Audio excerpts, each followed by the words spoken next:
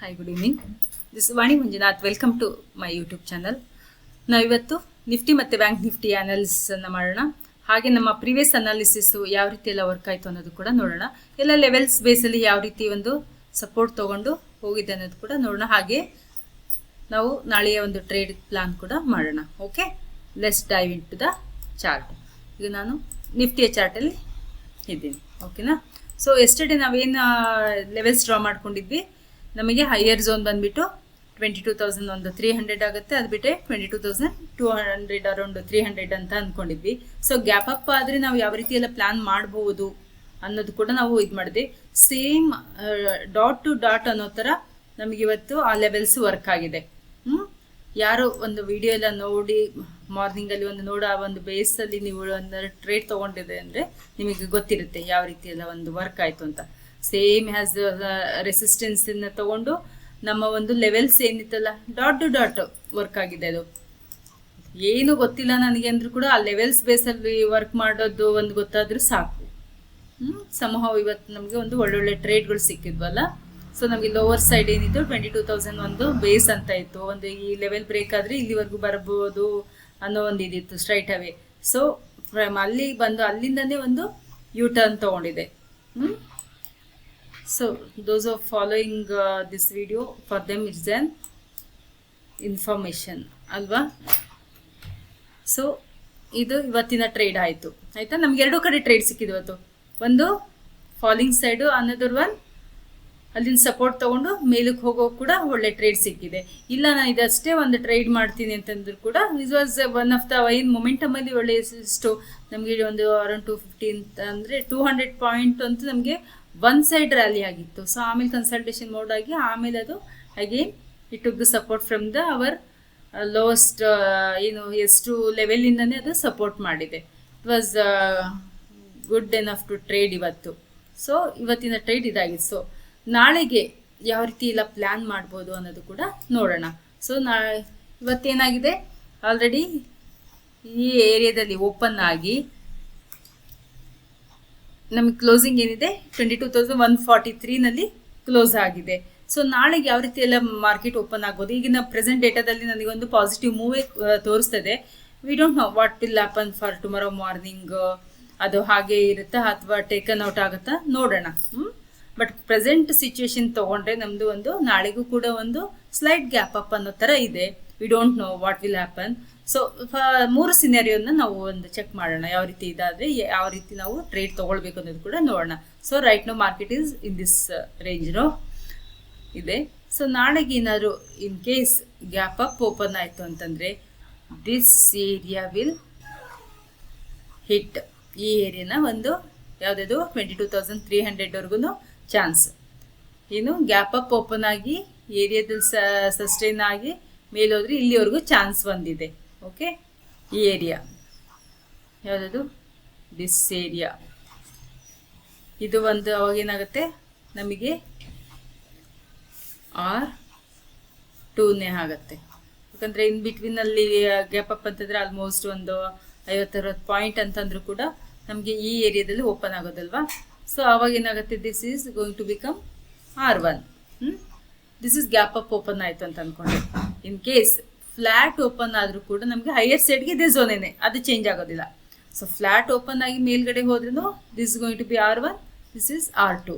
ಇನ್ case flat open ಆಯಿತು ಈ ಏರಿಯಾಗೆ ಬಂತು ಅಂತಂದರೆ ದೇರ್ ಇಸ್ ನೋ ಡೌಟ್ ಇಲ್ಲಿಂದನೇ ಮತ್ತಾಗೇನು ನಮಗೆ ಈ ಝೋನಿಂದನೇ ಒಂದು ಸಪೋರ್ಟ್ ತೊಗೊಳ್ಳೋಕ್ಕೆ ತುಂಬಾ ಚಾನ್ಸ್ ಇದೆ. ಯಾವುದದು ಅಗೇನ್ ಈ ಏರಿಯಾ ಒನ್ಸ್ ಅಗೇನ್ ಟೆಸ್ಟ್ ಆಗಬಹುದು ಡೌನಿಗೆ ಬಂತು ಅಂತಂದರೆ. ಇಲ್ಲ ನಮಗೆ starting itself gap up open ಆಯಿತು ಅಂತಂದರೆ ಈ ಏರಿಯಾ ಹೋಲ್ಡ್ ಮಾಡಿಕೊಂಡು ಮತ್ತೆ ಇದೇ ಝೋನಲ್ಲಿ ಟ್ರೇಡ್ ಮಾಡೋಕ್ಕೆ there is more chance. 3 scenario ಗೊತ್ತಾಯಿತು. ಒಂದು ಫ್ಲ್ಯಾಟ್ ಓಪನ್ ಆದರೆ ಏನು, ಗ್ಯಾಪ್ ಅಪ್ ಓಪನ್ ಆದರೆ ಏನು. ಗ್ಯಾಪ್ ಡೌನ್ಗೆ ಸ್ವಲ್ಪ ಚಾನ್ಸಸ್ ಕಡಿಮೆ ಇದೆ. ಸೊ ಹಾಗಾಗಿ ನಮಗೆ ಫ್ಲ್ಯಾಟ್ ಆ್ಯಂಡ್ ಗ್ಯಾಪ್ ಅಪ್ ಎರಡನ್ನು ಕೂಡ ನಾವು ನೋಡಿದ್ವಿ. ತೀರಾ ಇನ್ ಕೇಸ್ ಗ್ಯಾಪ್ ಡೌನೇ ಆಯಿತು ಅಂತ ಅಂದ್ಕೊಳ್ಳೋಣ, ನಮಗೆ ನೆಕ್ಸ್ಟ್ ಬಂದುಬಿಟ್ಟು ಈ ಏರಿಯಾ ಇವತ್ತಿಂದ ಏನಿದೆಯಲ್ಲ ಈ ಏರಿಯಾನೇ ನಮಗೆ ಇಂಪಾರ್ಟೆಂಟ್ ಆಗುತ್ತೆ. ಸೊ ನಮಗೆ ಇದು S1 ಆಗುತ್ತೆ. ಅದನ್ನು ಬೀಟ್ ಮಾಡ್ತು ಅಂತಂದರೆ 22,000 ಏನಾದ್ರು ಬೀಟ್ ಮಾಡ್ತು ಅಂತಂದರೆ ದೇರ್ ಇಸ್ ನೋ ಡೌಟ್. ಎಲ್ಲ ತೆಗೆದ್ಬೇಡ, ಮತ್ತೊಂದು ಸೆಕೆಂಡ್ ಹಾಕೊಳ್ಳೋಣ. ಓಕೆನಾ? C the major support is this is S2. ಯಾವುದದು? 21,008 ರೌಂಡ್ ಫಿಗರ್ ಮಾಡೋಣ, 850. ಈ ಲೆವೆಲ್ ಒಂದು S2 ಆಗುತ್ತೆ. ಒಂದು 10-15 ಪಾಯಿಂಟ್ ಆಚೆಚೆಗೆ ಆಗುತ್ತೆ. ಸೊ ಕನ್ಫ್ಯೂಸ್ ಆಗೋದು ಬೇಡ ಅಂತ ನಾನು ರೌಂಡೆಡ್ ಆಫ್ ಮಾಡಿದ್ದೀನಿ. ಓಕೆನಾ?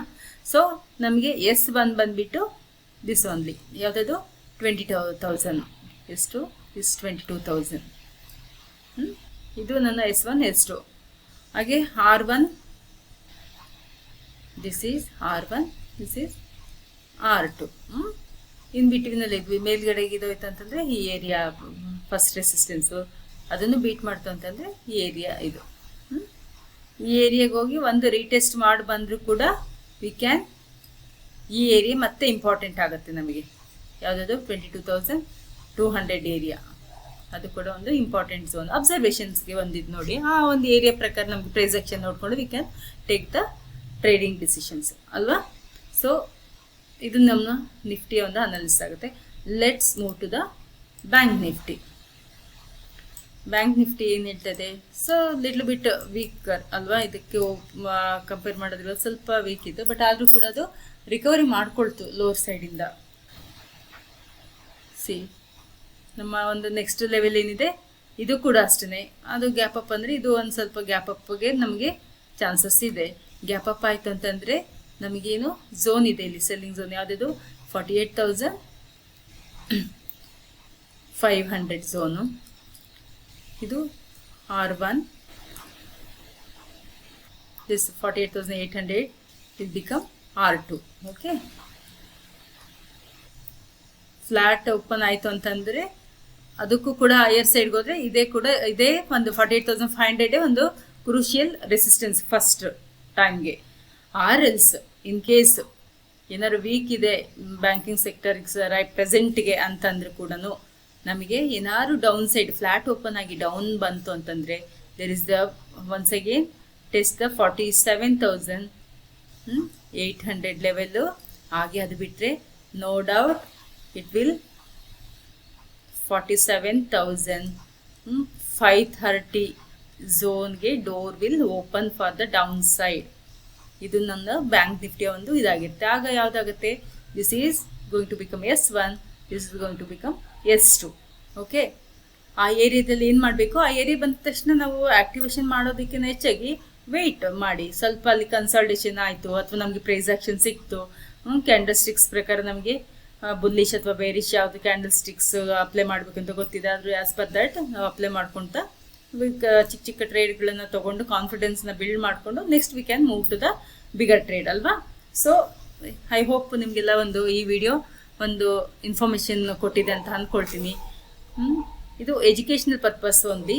ನೀವೊಮ್ಮೆ ಚಾರ್ಟ್ ಹಾಕ್ಕೊಂಡು ರೀಡ್ ಮಾಡೋದನ್ನ ಸ್ಲೋ ಆ್ಯಂಡ್ ಸ್ಟಡಿಯಾಗಿ ಒಂದು ಕಲಿತಾ ಹೋಗಿ. I hope it is more than enough ಅಂತ ಅಂದ್ಕೊಂಡಿದ್ದೀನಿ. Have A nice good trading session ahead. Thank you very much for watching my video. Thank you.